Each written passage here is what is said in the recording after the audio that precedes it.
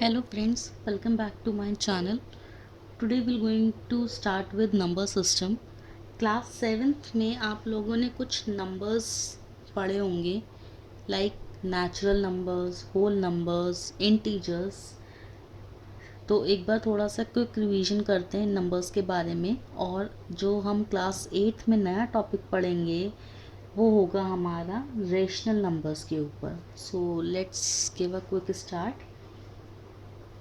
आपने class 7th में पढ़ा था सबसे पहले नेचुरल नंबर्स। नेचुरल नंबर्स जिसे हम कैपिटल एन से रिप्रेजेंट करते हैं, जिसके सेट को। और ये नंबर्स हमारे स्टार्ट होते हैं 1 2 3 4 एंड सो ऑन। इसी तरह से हमारे पास एक दूसरा सिस्टम था जिसे हम बोलते हैं whole numbers. Whole numbers natural numbers से सिर्फ एक चीज़ में डिफ़र करते हैं कि होल नंबर्स हमारे ज़ीरो से स्टार्ट होते हैं, 0 1 2 3 4 एंड सो ऑन। तो इस बेसिस पे हम ये तो कह सकते हैं कि all natural numbers are whole numbers, but इसका वाइस वर्सा नहीं होता है। सारे होल नंबर्स नेचुरल नंबर नहीं हो सकते क्योंकि होल नंबर ज़ीरो से स्टार्ट होते हैं और ज़ीरो जो है नेचुरल नंबर के सेट में नहीं आता है। तो नेचुरल नंबर्स सारे होल नंबर्स कहलाए जा सकते हैं, but whole numbers natural numbers नहीं कहलाए जा सकते।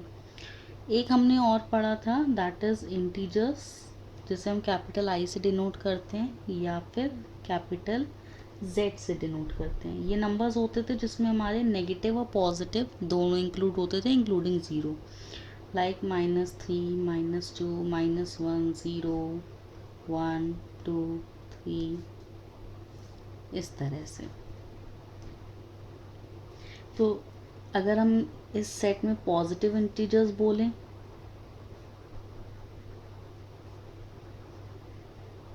तो हमारे पास होता है 1 2 3 लाइक दिस। नेगेटिव इंटीजर्स की बात करें हमारे पास आते हैं -1 -2 -3। और ज़ीरो ना तो हमारा पॉजिटिव है ना ही नेगेटिव है। ज़ीरो ना तो पॉजिटिव है और ना ही नेगेटिव है, इन दोनों में से कुछ भी नहीं है। अब क्लास 8 में जो हमें देखना है, ये तो हम क्लास 7th में सब देख चुके हैं ऑलरेडी, सब पढ़ चुके हैं। क्लास 8 में जो हमारे पास अब नए नंबर्स का जो सिस्टम है, दैट इज़ रेशनल नंबर्स।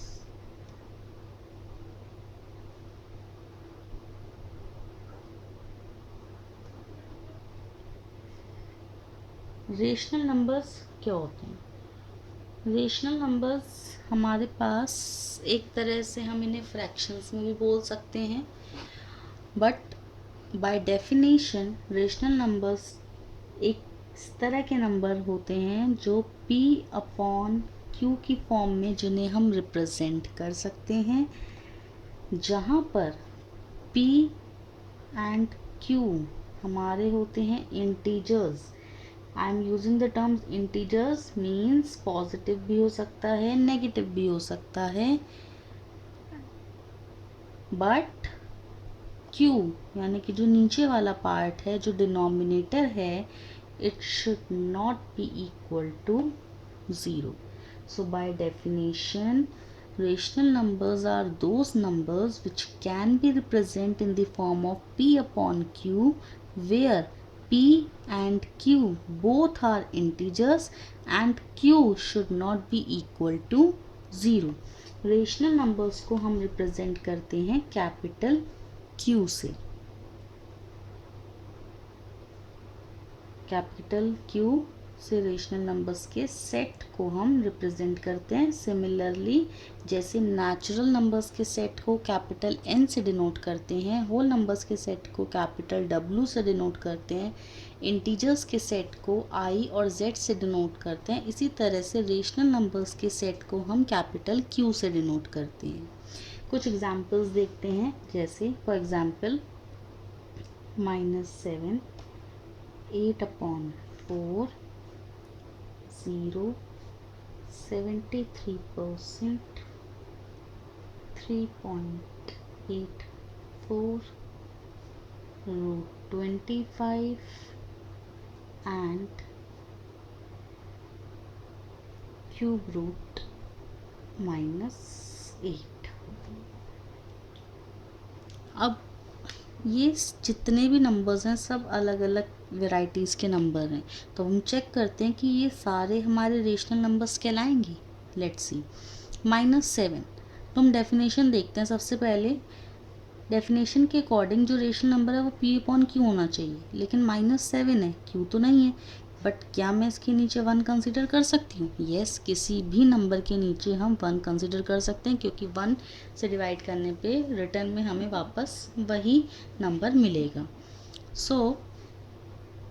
और दूसरा आगे हम पढ़ते हैं, तो P and Q both are integers.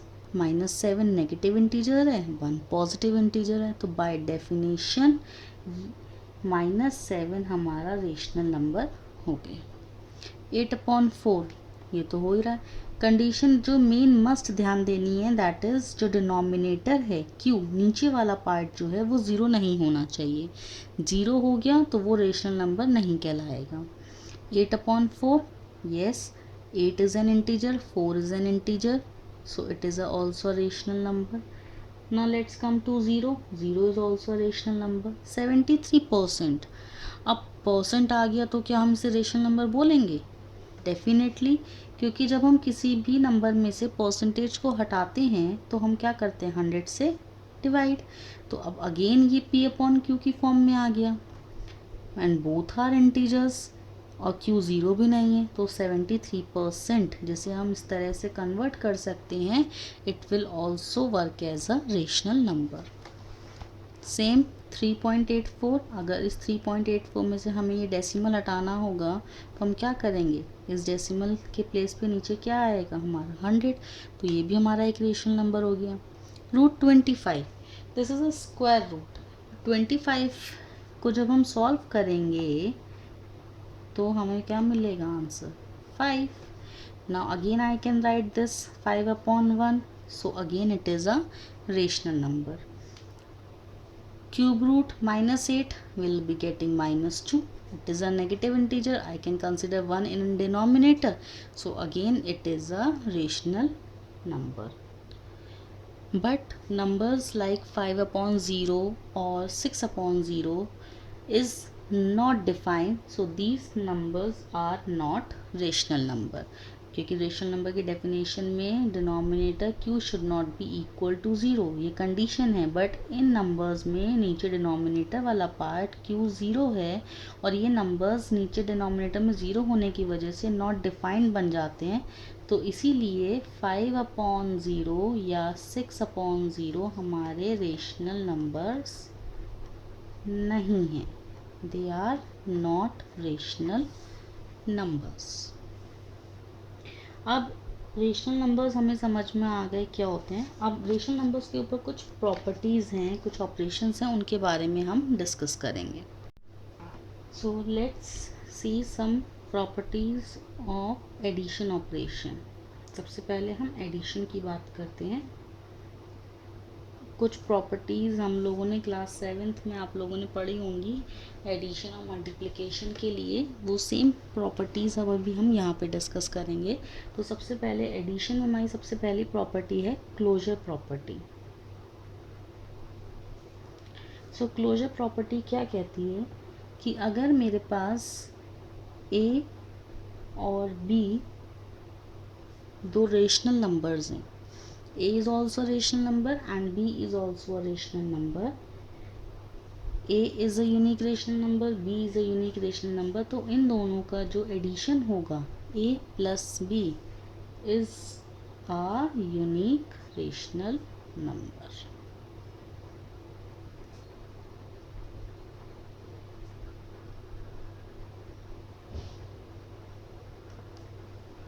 Right?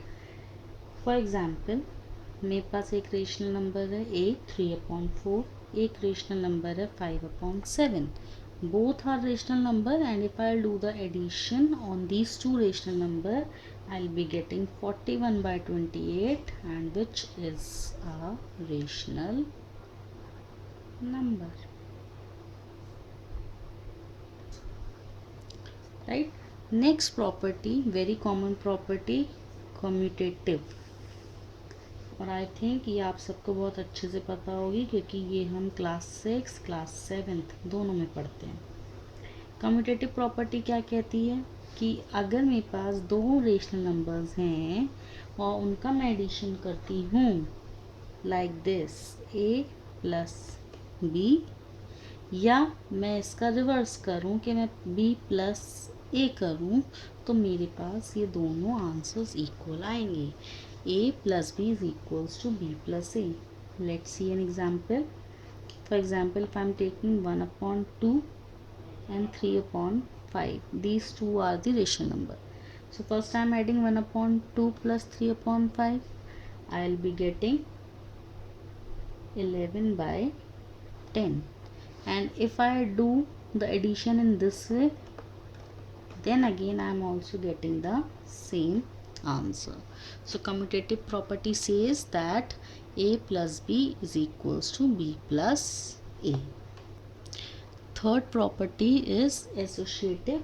What it says, like a plus b plus c will be equals to a plus b plus c.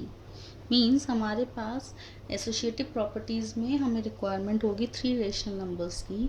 तो 3 रेशनल नंबर्स में आप पहले 2 को एक साथ प्लस करके थर्ड के साथ बाद में ऐड करें, या लास्ट 2 को ऐड करके फर्स्ट वाले के साथ बाद में ऐड करें, रिज़ल्ट हमेशा सेम आएगा। फॉर एग्ज़ाम्पल, मेरे पास रेशनल नंबर है 1/2, एक हुआ रेशनल 1/3, एक हुआ 1/4। तो इस प्रॉपर्टी के अकॉर्डिंग मैं इन दोनों को पहले प्लस करूं और जो आंसर है उसको 1/4 में प्लस करूं, या मैं इन दोनों को पहले प्लस करूं और जो आंसर है उसको 1/2 में प्लस करूं। मैं किसी भी तरह से सॉल्व करूंगी, मेरे पास आंसर हमेशा सेम आएगा। लाइक मैं अगर इन दोनों को पहले प्लस करती हूँ फिर 1/4 को ऐड करती हूँ, then again I am getting 13/12। या मैं इसको इस तरीके से सॉल्व करूँ कि मैं पहले इन दोनों को सॉल्व करूँ, 3 और 4 का एलसीएम लूँ, उसको सॉल्व करूँ और जो आंसर है उसमें 1/2 ऐड करूँ, तो तब भी मेरे पास आंसर 13/12 ही आएगा। Next, identity. आइडेंटिटी क्या कहती है? आइडेंटिटी का मतलब है पहचान, खुद की पहचान। तो एडिशन में आइडेंटिटी इस तरह से काम करती है कि हम किसी नंबर में ऐसा क्या ऐड करें कि वो नंबर अपनी आइडेंटिटी मेंटेन रखे। फॉर एग्ज़ाम्पल, कि मैं इस एक ए रेशनल नंबर में ऐसा क्या ऐड करूं कि वो ए ही रहे, उसकी आइडेंटिटी लॉस ना हो, उसकी अपनी पहचान ना खोए। आइडेंटिटी मतलब उसकी खुद की पहचान, तो वो जो था वो एज इट इज़ रहे। ऐसे हम इसको याद करेंगे। अगर ये आपको याद करने में दिक्कत होती है तो कि जो ऑलरेडी पहले से है वो खुद रहे, उसमें कोई चेंज ना आए। तो एडिशन में हमारे पास जो आइडेंटिटी होती है वो होता है रेशनल नंबर 0। हम किसी भी रेशनल नंबर में अगर 0 को ऐड करेंगे तो हमेशा मेरे पास आंसर वही आएगा। a प्लस 0 करें या 0 प्लस a करें, I will be getting answer a rational number. Next is additive inverse. Additive means addition में, और इनवर्स मतलब उसका अपोजिट। तो एडिटिव इनवर्स अपोजिट, यानी कि इसको हम इससे समझेंगे कि a प्लस 0 करके क्या मिल रहा था, a, यानी कि आइडेंटिटी मेरी क्या थी रेशनल नंबर की, 0। तो एडिटिव इनवर्स मतलब कि जो रेशनल नंबर है मैं उसमें ऐसा क्या ऐड करूं कि मुझे वापस से आइडेंटिटी मिल जाए, 0 मिल जाए। तो वो हम कैसे करेंगे? जो भी रेशनल नंबर होगा अगर हम उसका नेगेटिव्स में ऐड कर देंगे तो मेरे पास वापस से क्या मिल जाएगा, 0, राइट। सो फॉर एग्जाम्पल अगर मेरे पास एक रेशनल नंबर है 2/5, तो इसकी आइडेंटिटी तो हो जाएगी 0, क्योंकि अगर मैं इसमें 0 ऐड करूँगी तो मुझे वापस 2/5 मिलेगा। बट अगर मैं बात करूँ एडिटिव इन्वर्स की, तो इन्वर्स मतलब उल्टा, जो मेरी आइडेंटिटी थी मुझे वो मिले। तो अगर मैं इसमें इसका नेगेशन ऐड कर दूँगी तो ये दोनों आपस में कैंसिल आउट हो जाएंगे, मुझे वापस से मेरी क्या मिल जाएगी, identity. So this is the additive inverse. Next हमारे पास है distributive property. Distributive property it's like A B plus C. हमारे पास 3 डिस्ट्रीब्यूटिव प्रॉपर्टी भी हमेशा 3 रेशनल नंबर्स पे वर्क करेगी। तो डिस्ट्रीब्यूटिव प्रॉपर्टी क्या कहती है, नाम से समझ में आ रहा है, डिस्ट्रीब्यूट करना, यानी कि हर एक पार्ट पे उसको डिस्ट्रीब्यूट करना। फॉर एग्जाम्पल जैसे इसमें हम देख रहे हैं A then bracket B plus सी, यानी कि ये जो ए है ये बी के साथ भी जाएगा और ये ए सी के साथ भी जाएगा। इसे हम सबके साथ डिस्ट्रीब्यूट करेंगे। तो जब ब्रैकेट और किसी नंबर के बीच में कोई साइन नहीं होता है तो उसका मतलब होता है मल्टीप्लिकेशन। तो जब हम इसको एक्सपैंड करेंगे, खोलेंगे, तो will be getting a into B, बीच की प्रॉपर्टी हमारा plus, then a into c. This is the distributive। अब यही सारी प्रॉपर्टीज़ जो हमने एडिशन में देखी हैं ये सब मल्टीप्लिकेशन में भी हम देखेंगे। तो पहली प्रॉपर्टी हमने देखी थी क्लोजर। क्लोजर प्रॉपर्टी क्या कहती थी कि अगर a और b 2 रेशनल नंबर्स हैं तो जो ऑपरेशन होगा वो भी उस पर सेम अप्लाई होगा। फॉर एग्जाम्पल अगर a और b 2 रेशनल नंबर्स हैं, 2 यूनिक रेशनल नंबर्स हैं, तो उनका प्रोडक्ट यानी कि a इंटू बी जो प्रोडक्ट आएगा that is also a unique rational number. Same जैसे एडिशन में था इसी तरीके से सेम क्लोजर प्रॉपर्टी मल्टीप्लिकेशन में भी होल्ड होती है। Next commutative property. एडिशन में कम्यूटेटिव प्रॉपर्टी कहती थी a plus B is equals to B plus A. तो यहाँ मल्टीप्लिकेशन में हमारा मल्टीप्लाई हो जाएगा a into B is equals to B into A. For example अगर मैं 2 रेशनल नंबर लेती हूँ 1/2 3/5, अगर मैं इनका मल्टीप्लिकेशन करूँगी then I will be getting 3/10, और चाहे मैं 3/5 इंटू 1/2 करूँ then also I will getting the same answer. Then third property हमने इसमें पढ़ी थी एसोसिएटिव प्रॉपर्टी। एसोसिएटिव के लिए हमारे पास अगेन 3 रेशनल नंबर्स का होना कंपलसरी है, a b c. So same I can do multiply first 2 numbers then with the third one, or I can do multiply the last 2 numbers and then multiply with the first one. I'll be getting the same answers. So associative says whether you do a into b then multiply with c, or whether you do b into c and then multiply with a. Next, identity. Here we are discussing multiplicative identity. Identity का ध्यान रखेंगे कि कौन से operation के लिए हम बात कर रहे हैं, मल्टीप्लिकेशन के लिए बात कर रहे हैं या एडिशन के लिए बात कर रहे हैं। तो एडिशन में हमने आइडेंटिटी देखी थी 0, क्योंकि किसी भी नंबर में 0 ऐड करने से हमें वापस वही नंबर मिलता है, उसकी आइडेंटिटी बनी रहती है। तो मल्टीप्लिकेशन में क्या होगा, मल्टीप्लिकेशन में हम किस नंबर से मल्टीप्लाई करेंगे कि वो नंबर वही रहे, उसकी आइडेंटिटी चेंज ना हो। फॉर एग्जाम्पल मेरे पास अगर कोई रेशनल नंबर है a, तो मैं इसमें किस नंबर की मल्टीप्लाई करूँ कि मुझे वापस से a मिले, तो दैट विल बी 1। तो मल्टीप्लिकेशन में 1 is the multiplicative identity. Next is multiplicative inverse. Again multiplicative inverse, inverse मतलब कि अपोजिट। तो हम ऐसा क्या करें कि हमें वापस से जो आइडेंटिटी मल्टीप्लिकेशन आइडेंटिटी 1 थी हमें वापस से 1 मिल जाए। तो किसी भी नंबर को फॉर एग्जाम्पल अगर मेरे पास एक नंबर है रेशनल नंबर a, मैं इस रेशनल नंबर को किससे मल्टीप्लाई करूं कि मुझे वापस 1 मिल जाए। वेरी सिंपल, इसके रेसिप्रोकल से। That is 1/a। अगर मैं ऐसे करूँगी तो a से a कैंसिल हो जाएगा और लास्ट में मुझे क्या मिलेगा 1, जो कि मेरी आइडेंटिटी है। तो मुझे मेरी आइडेंटिटी वापस मिल जाएगी, मल्टीप्लिकेटिव आइडेंटिटी। तो इसीलिए मल्टीप्लिकेटिव इन्वर्स क्या हो जाएगा, रेसिप्रोकल। बट यहाँ पे एक चीज़ हमें ध्यान देनी है कि मल्टीप्लिकेटिव इन्वर्स में जो 1/a रेसिप्रोकल जो मल्टीप्लिकेटिव इन्वर्स है वो सब रेशनल नंबर्स पे होल्ड करेगा एक्सेप्ट 0, बिकॉज अभी 0/1 इट्स फाइन, बट हम अगर जैसे ही इसका रेसिप्रोकल कर देंगे 1/0 तो ये हमारा नॉट डिफाइंड नंबर बन जाता है। तो दिस प्रॉपर्टी, ये जो हमारी property multiplicative inverse, this will work for all rational numbers accept 0। ना ये सारी प्रॉपर्टीज़ तो बेसिकली हमने क्लास 7th में भी पढ़ी हुई थी, नेचुरल नंबर्स पे और होल नंबर्स पे। और ये मल्टीप्लिकेशन और एडिशन सारी प्रॉपर्टीज़ हमारी रेशनल नंबर्स पे भी होल्ड करती हैं। अब मेन बात करते हैं रेशनल नंबर्स, जो हमें अब आगे पढ़ना है पूरा chapter. Main property, density property of rational number. ये प्रॉपर्टी क्या कहती है कि किसी भी दो रेशनल नंबर्स के बीच में there are infinitely many rational numbers.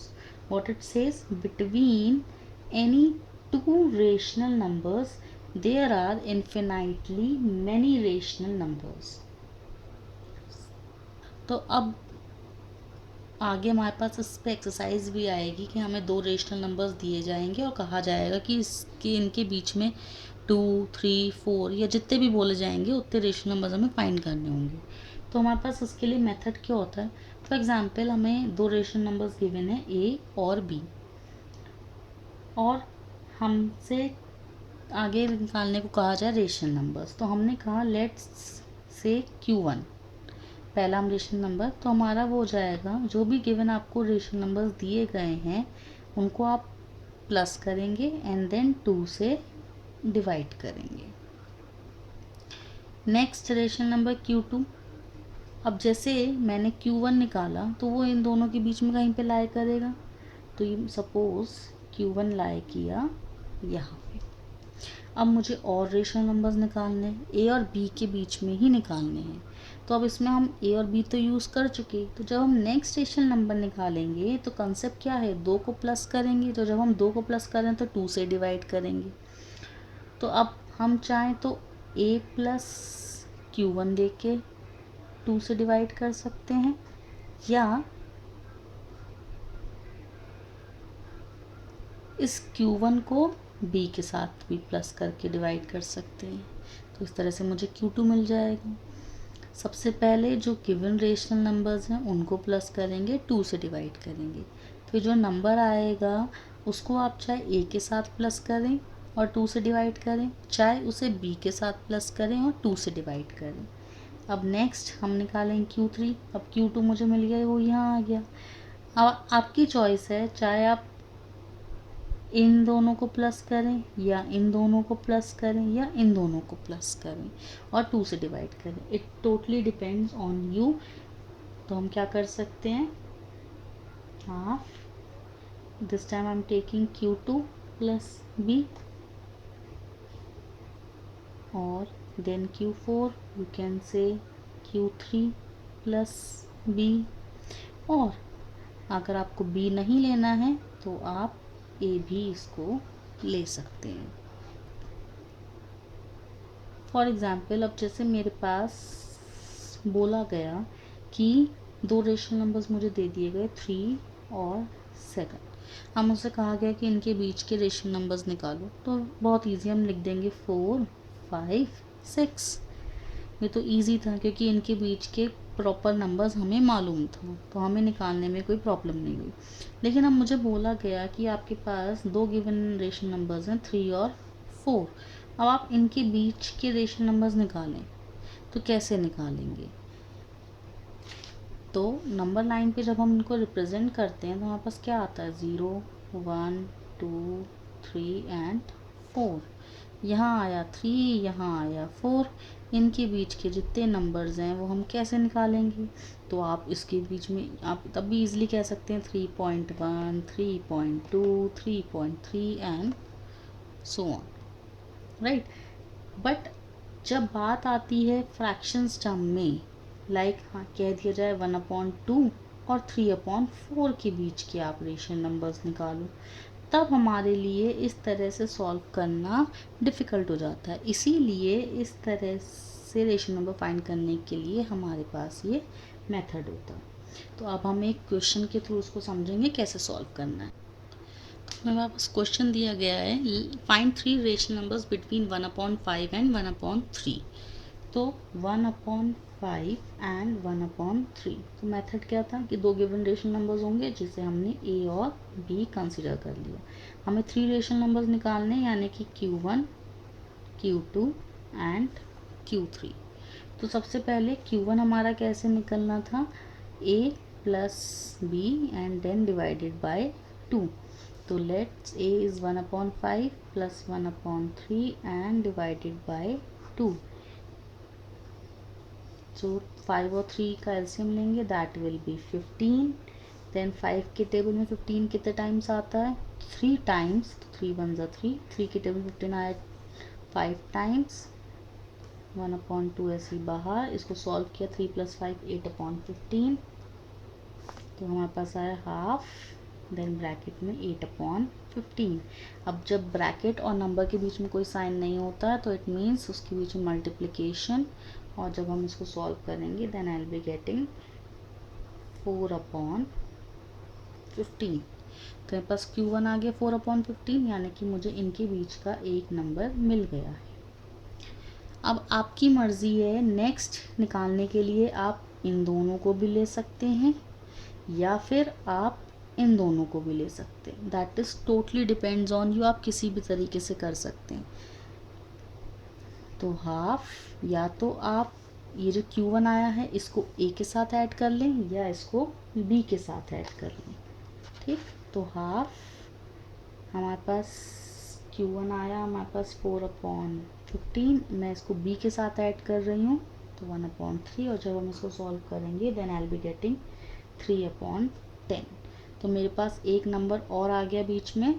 पर अब जब ध्यान देंगे, पहले जब हमने ये नंबर्स लिए 1/5 और 1/3, इन दोनों के बीच में जब हमने सॉल्व किया तो मेरे पास आया 4/15। अब जब आपने Q2 निकाला, ये Q1, ये A, ये B, जब आपने Q2 निकाला तो आपने Q2 के लिए कौन कौन से नंबर्स लिए, आपने लिया Q1 और B। अब तो जो ये नंबर आएगा ये इन दोनों के बीच में सेटल होगा। इसको ये नहीं कि 3/10 को आप यहाँ रख देंगे। अब अगर आप इस तरह से लिख रहे हैं तो अब Q2 जो है आपने यूज़ किया था Q1 को और B को, तो इन दोनों के बीच में जाएगा। अगर हम Q2 निकालते Q1 और A की हेल्प से तो इस नंबर को हम यहाँ प्लेस करते हैं। इसी तरह से मैं Q3 सॉल्व करूँगी, हाफ। Q3 को भी आप अब चाहे Q2 भी ले सकते हैं, चाहे A Q1 ले सकते हैं, चाहे Q1 Q2 ले सकते हैं, किन्हीं भी दो नंबर्स को लेके आप सॉल्व कर सकते हैं। बस आप ध्यान रखेंगे कि जब आप अगर आप A और Q1 लेंगे तो आप यहाँ प्लेस करेंगे, Q1 Q2 लेंगे तो आप यहाँ प्लेस करेंगे, Q2 B लेंगे तो आप यहाँ प्लेस करेंगे। तो मैं इसको ले रही हूँ Q2 3/10 plus B, that is 1/3। और जब हम इसको सॉल्व करेंगे तो मेरे पास आंसर इसका आ जाएगा 19/60। तो इस तरह से 1/5 और 1/3 के बीच में हमने कौन कौन से रेशनल नंबर्स निकाले। पहला हमने निकाला Q1 जो हमने A और B के बीच में निकाला, दैट इज़ 4/15। फिर हमने Q2 लिया जो हमने Q1 और B के बीच में लिया, तो Q1 ये था और B ये था, तो हमारा आया 3/10। फिर दूसरा मैंने इन दोनों के बीच में निकाला, दैट इज़ 19/60। और अगर आप इसे इस तरह से अरेंज करेंगे एक ऑर्डर में तो हमारे पास ये सीक्वेंस आ जाएगा। तो जो 3 रेशनल नंबर्स हुए गिवन रेशनल नंबर्स के बीच में वो हुए 4/15, 3/10, 19/60। So friends, rational numbers find करने के ऊपर यहाँ पे मैंने 2 क्वेश्चंस दिए हैं जिन्हें आप खुद सॉल्व करेंगे। कोई प्रॉब्लम आती है तो आप कमेंट सेक्शन में मुझसे पूछ सकते हैं। I will be giving you the answers then. आप सॉल्व करके देखिए आपसे सॉल्व होते हैं कि नहीं होते हैं, और अगर कोई प्रॉब्लम आती है तो आप मुझे बताएं, फिर हम इसको दोबारा से जो भी होगा उसका सॉल्यूशन निकालेंगे। और आज की वीडियो में इतना ही। नेक्स्ट हम पढ़ेंगे इन रेशनल नंबर्स को नंबर लाइन पे कैसे रिप्रेजेंट करते हैं। So thank you friends, subscribe ज़रूर कीजिएगा चैनल को, जिससे मेरी नेक्स्ट वीडियो जैसी आएगी तो आपको उसका अपडेट मिलेगा। Thank you.